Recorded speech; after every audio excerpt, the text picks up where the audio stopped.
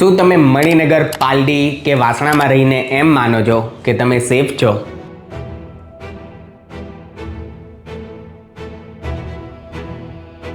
શું તમને એમ લાગે છે કે કોંગ્રેસનો આ ગ્રીન બેલ્ટ માત્ર દાણી લીમડા કે જમાલપુર પૂરતો સીમિત છે?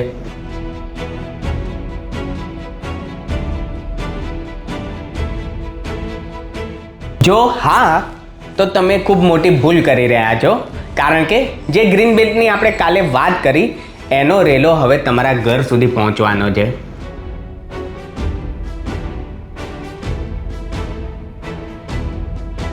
આજે વાત કરીશું કોંગ્રેસના એ હિડન એજન્ડાની જે હિન્દુ ડોમિનેટેડ વિસ્તારોમાં મુસ્લિમ ચહેરાઓને સ્થાપિત કરી રહ્યો છે.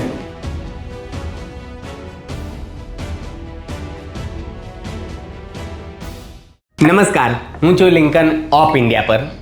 અમદાવાદ મ્યુનિસિપલ કોર્પોરેશનની આ ચૂંટણીમાં કોંગ્રેસે એક નવો પ્રયોગ કર્યો.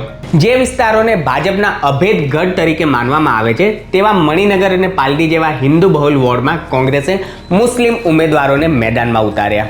આ કોઈ ભૂલ નહોતી, એક સુનિયોજિત ચાલ હતી જેનો હેતુ હતો હિન્દુ વિસ્તારોની ડેમોગ્રાફીમાં રાજકીય રીતે મુસ્લિમોનું નેતૃત્વ ઘુસાડવું. આ વાત ફક્ત અમે નથી કહી રહ્યા. એલિસ બ્રિજના ધારાસભ્ય અમિત શાહે પણ સોશિયલ મીડિયા પર આ બાબતે સ્પષ્ટ ચેતવણી આપી હતી. તેમણે જનતાને જગાડવાનો પ્રયાસ કર્યો કે કોંગ્રેસ કેવી રીતે હિન્દુ વિસ્તારોમાં પણ ચોક્કસ સમુદાયનું પ્રતિનિધિત્વ વધારવા માંગે છે. જ્યારે કોઈ વોર્ડમાં 4માંથી 2 કે 1 કોર્પોરેટર મુસ્લિમ આવી જાય ત્યારે તે વિસ્તારના નિર્ણયો અને સંસ્કારો પર કેવી અસર પડશે એ વિચારવાનો સમય હવે આવી ગયો છે. અત્યાર સુધી આપણે જોયું કે કેવી રીતે અસાનદારો હોવા છતાં પણ પ્રોપર્ટી ખરીદીને ડેમોગ્રાફી બદલવાના પ્રયાસ થતા આવ્યા છે. પણ હવે કોંગ્રેસ એ જ કામ રાજકીય રીતે કરી રહી છે.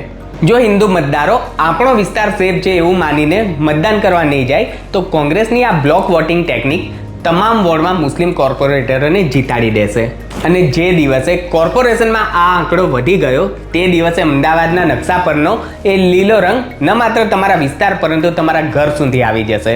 ઓફ ઇન્ડિયા પર અમે હંમેશા તથ્યો સામે મૂકીએ છીએ અને તથ્ય એ છે કે કોંગ્રેસ ગુજરાતમાં માત્ર મુસ્લિમોની પાર્ટી બનીને રહી ગઈ છે. તેમણે સ્વીકારી લીધું છે કે તેમને હિન્દુ મત તો મળવાના નથી, એટલે હવે હિન્દુ વિસ્તારોમાં પણ મુસ્લિમ નેતૃત્વ ઘુસાડીને ભાજપના પાયા હલાવવાનો પ્રયાસ કરી રહ્યા છે. તાજેતરમાં જ આપણે કોંગ્રેસના એક હિન્દુ ધારાસભ્યને એક મજાક પર ચૂંટણી બાબતે માનતા રાખતા પણ જોયા હતા. આ તૃષ્ટિકરણનું એ લેવલ છે કે જ્યાં હવે બહુમતી સમાજના અસ્તિત્વને પડકારવામાં આવી રહ્યું છે.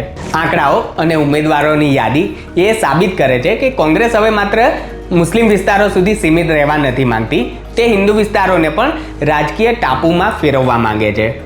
હિન્દુઓ હજુ નહીં જાગે તો ઘણું મોડું થઈ જશે. તમે શું માનો છો? શું હિન્દુ બહુમતીવાળા વિસ્તારોમાં મુસ્લિમ ઉમેદવારો ઉતારવા એ કોંગ્રેસના તૃષ્ટિકરણની કંઈક નવી ચાલ છે? તમારો જવાબ કમેન્ટમાં આપો. જય હિન્દ.